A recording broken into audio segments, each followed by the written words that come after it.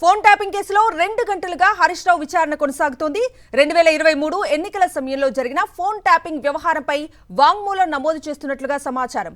ఎన్నికల సమయంలో ఒకే రోజు 600 మంది కాంగ్రెస్ బీజేపీ నేతల ఫోన్ ట్యాపింగ్ జరిగినట్లుగా సిట్ ఆరోపించింది.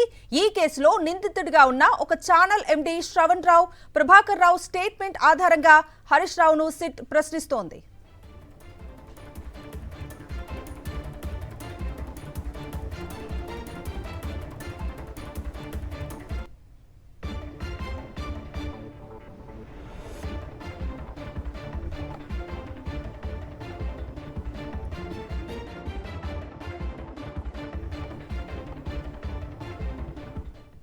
డైవర్షన్ పాలిటిక్స్ లో భాగంగానే తనకు సిట్ నోటీసులు ఇచ్చిందని ఆరోపించారు మాజీ మంత్రి హరీష్ రావు. తమకు నోటీసులు, పోరాటాలు కొత్త కాదన్నారాయన. హామీల గురించి నిలదీస్తే రేవంత్ కు వణుకెందుకని ప్రశ్నించారు. తనపై ఫోన్ ట్యాపింగ్ కేసును సుప్రీం, హైకోర్టు కొట్టేసిందన్నారు.